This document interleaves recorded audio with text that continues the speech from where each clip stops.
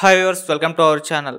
మరి కొన్ని రోజుల కిందట కొలికపూడి శ్రీనివాసరావు గారు మరి ఆర్జీవి గారి పైన కొన్ని కామెంట్స్ చేయడం చూసాం. ఒక లైవ్ డిబేట్‌లో కూడా.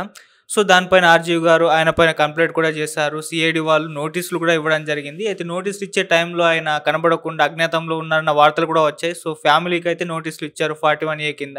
సో, ఫైనల్‌గా ఇవాళ నోటీస్‌లో ఉన్న దాని ప్రకారం ఆయన విచారణకు హాజరు కావాలని చెప్పేస్తే ఇవాళ హాజరు కూడా అయ్యారు. మరి ఏం జరగొచ్చంటారు? సో, ఇటువంటి వ్యాఖ్యల పైన ఎటువంటి సెక్షన్‌లు నమోదు చేసే ఛాన్స్ ఉంది? ఎటువంటి చర్యలు తీసుకునే అవకాశం ఉంది? అన్న దాని మీద డిస్కస్ చేయడానికి ప్రెజెంట్ మనతో పాటు హైకోర్టు అడ్వకేట్ టీకే శ్రీధర్ గారు ఉన్నారు. వారితో ఒకసారి మాట్లాడదాం. సార్ నమస్కారం సార్. నమస్కారం. సార్, ఆయన కొలికిపూడి శ్రీనివాసరావు గారు చేసిన వ్యాఖ్యలు మీరు వినే ఉంటారు. సో, దానిపైన ఆర్జీవి గారు కంప్లెయింట్ చేశారు. నోటీసులు కూడా ఇవ్వడం జరిగింది ఏపీ సీఐడీ వాళ్ళు. సో, ఇవాళ ఆయన విచారణకు కూడా హాజరయ్యారు. మరి ఏం చెప్తారు సార్ దీని గురించి? ఇప్పుడు కొలికిపూడి శ్రీనివాసరావు గారు ఏదో ఛానల్లో టీవీ5 ఛానల్ లోపల సాంబశివరావు గారి సాక్షిగా ఆయన వాన్ చేస్తున్నా కూడా ఈయన ఐ రిపీట్ అని చెప్పారు. ఆయన తలపట్టుకొని వస్తే ₹1,00,00,000 ఇస్తానని ఆఫర్ చేశారు. సో క్రిస్టల్ క్లియర్ అది అఫెన్స్ ఆఫ్ అబెట్మెంట్. ఒకవేళ ఎవడైనా ఆ మాట విని ఆ చర్య చేస్తే ఈజ్ పనిషబుల్ ఫర్ ఏమన్నా అయితే is punishable for the offence. ఒకవేళ అటెంప్ట్ చేస్తే ఆ పర్సన్ మీద అటెంప్ట్ చేస్తే it becomes an offence under 307. ఒకవేళ మన పెద్ద ఆయనకి రామ్ గోపాల్ వర్మ గారికి ప్రాణ నష్టం జరిగింది అనుకోండి, అప్పుడు offence of 302 red with abetment. ఇది విని ఎవరైనా ఇంతోని యాక్టివిటీలో వచ్చేసి కుట్రలో అంతర్భాగం అయ్యారనుకోండి, అది criminal conspiracy to cause an offence అవుతుంది. అంటే పెద్ద హయ్యర్ రేంజ్లో 41 ఇవన్నీ మూడు చెప్పిన కేసెస్ లోపల ఉండుంటే పోలీస్ వారు 41A ఇవ్వరు. సో 41A ఇచ్చారంటే లెస్ దెన్ 7 years ఉన్న అఫెన్స్కి 41A సిఐడి పోలీస్ కానీ ఎవరైనా ఇస్తారు. ఏం సెక్షన్స్ పెట్టి ఉండొచ్చు అంటే క్లారిటీ రావట్లేదు.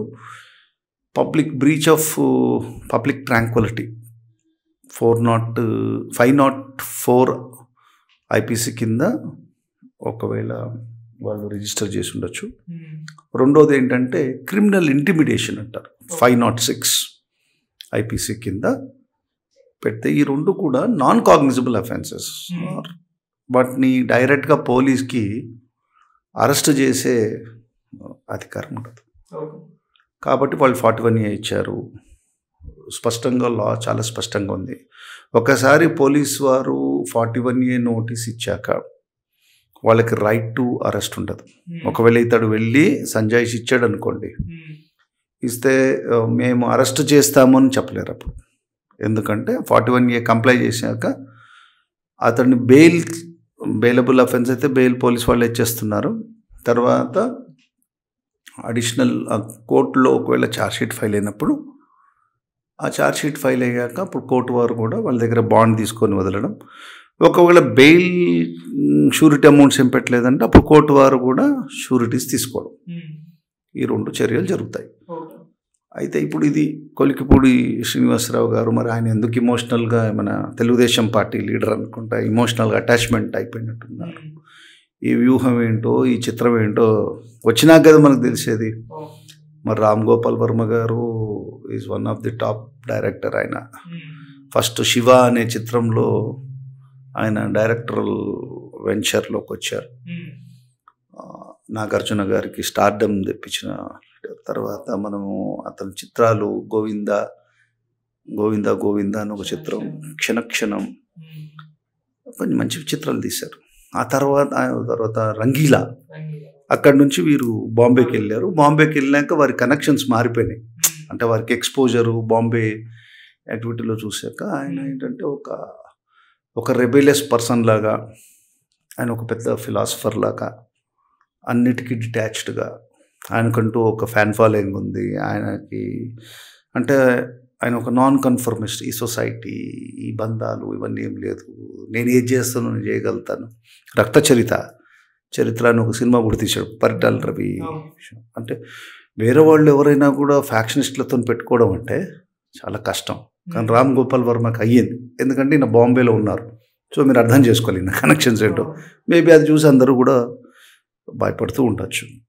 అయితే అంత పెద్ద జీనియస్ ఒక చిన్న తప్పు చేశాడు ఆ కంప్లైంట్లో. అంటే మనం చూస్తే సాంబశివరావు గారు కానీ ఎడిటర్ ఆఫ్ ది TV5 మీద కూడా కంప్లైంట్ వేశారు.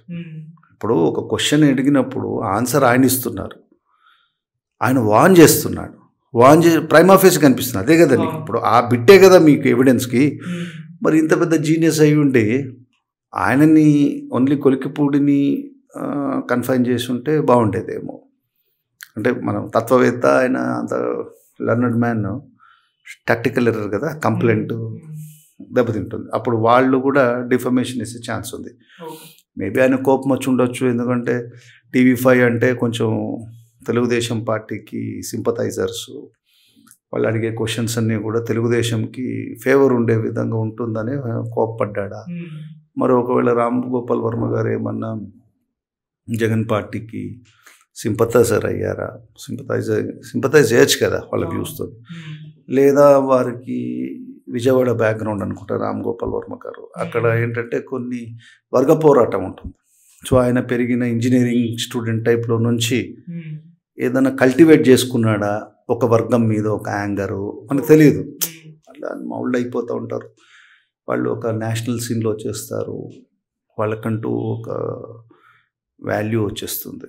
కాబట్టి ఇన్హరెంట్గా ఆ కంప్లైంట్ లోపల ఆ డిఫెక్ట్ ఉంది. అయితే వాళ్ళ లాయర్స్ ఉండొచ్చు, చూడొచ్చు. పోలీస్ వారు కూడా ఏదైనా తీసుకునేటప్పుడు ఒక FIR రిజిస్టర్ చేసేటప్పుడు ఇలాంటి కేసెస్ లోపల ఒకవేళ prima facie non cognizable offence అయితే first of all police have no right to even register in FIR register చేస్తే question of 41A will come. So మనకు అర్థం కావట్లేదు ఏంటంటే అతను ఏది కాగ్నిజబుల్ అఫెన్స్ ఏం పెట్టారు పోలీస్ వారు అని తెలియదు. సో ప్రైమా ఫేసి పోలీస్కి అసలు నాన్ కాగ్నిజబుల్ కేసెస్ లోపల ఇన్వెస్టిగేట్ చేసే పవర్ లేనప్పుడు అసలు FIR ఎందుకు వచ్చింది, FIR బేసిస్ మీద 41A ఎందుకు వచ్చిందని క్వశ్చన్ ఎవరైనా చేస్తే అప్పుడు కొంచెం ఆన్సర్ చేయడం పోలీస్ వారికి కష్టం. మేబీ పోలీస్ కూడా ఏంటంటే జగన్మోహన్ రెడ్డి గారిని మంచి రైట్లో చూపించారు, మనం we must please the boss అదే మీనింగ్ లోపల ఒక ఆపర్చునిటీ వచ్చింది. రామ్ గోపాల్ రెడ్డి వర్మ గారు లాంటి ఒక గొప్ప స్టార్డమ్ ఉన్న డైరెక్టర్ మన దగ్గరకు వచ్చారు, పాపం అన్ని విల్ జస్ట్ యాక్సెప్ట్ అని అనుకోకూడదు, వాళ్ళు కూడా దే మస్ట్ కన్సల్ట్. ఇంకోటి ఏంటంటే లలిత్ కుమార్ కేసు లోపల ప్రిలిమినరీ ఎంక్వైరీ చేయడానికి ఒక 15 days టైం ఇచ్చింది, క్లారిఫై చేసింది Lalit Kumar case. Cognizable offence అయితే రిజిస్టర్ చేయడం mandatory, but still they have given some time. ఇది కాగ్నిజబుల్ కానీ అఫెన్స్ లోపల అడు వచ్చారు, వాళ్ళ ఇంటికాడ ఏదో గొడవ చేశారు అని చెప్పి శ్రీనివాసరావు గారి సతీమణి కూడా కంప్లైంట్ చేశారు. పోలీస్ వారు అంత ఎక్స్ట్రీమ్గా ఇంటికి వెళ్ళిపోయి 11 సంవత్సరాలున్న పాపకి మేము సర్వ్ చేస్తామనడం ఎందుకు అంత అవసరం?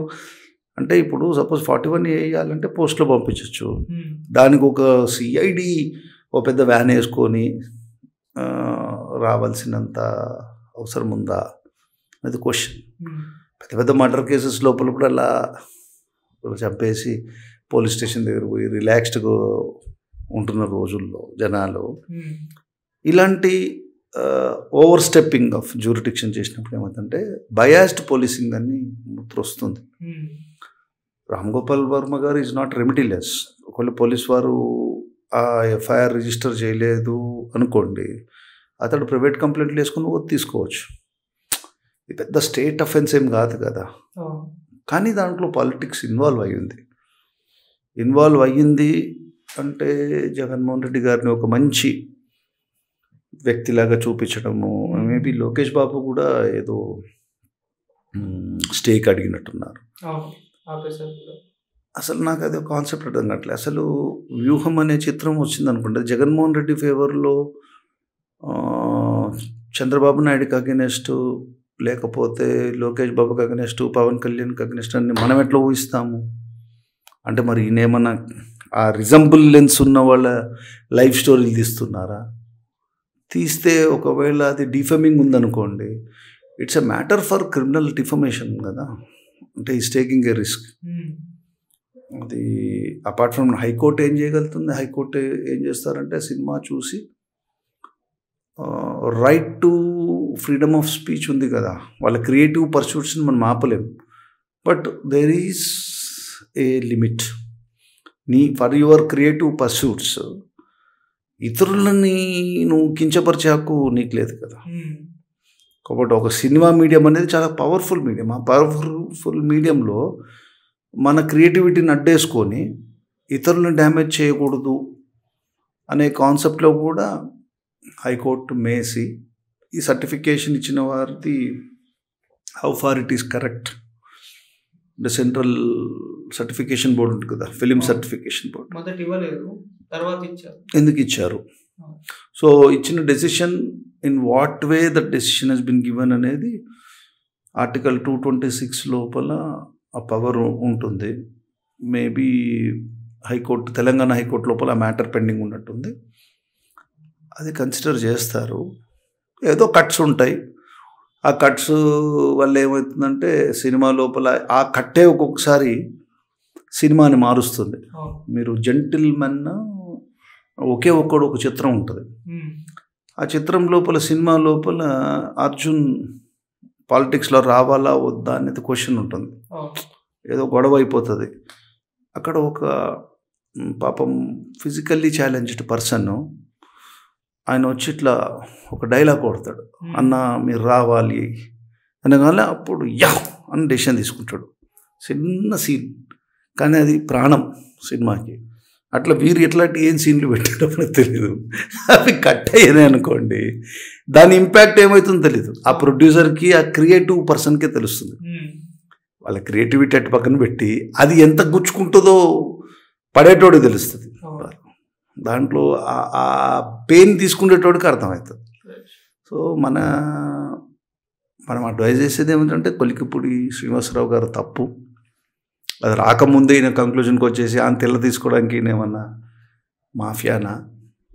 మాఫియాలు పాలిటిక్స్లో ఉండకూడదు. బెదిరింపులు ఏంటండి? మాట్లాడుకోవాలి. ఆయనతో మాట్లాడి ఉండాల్సింది.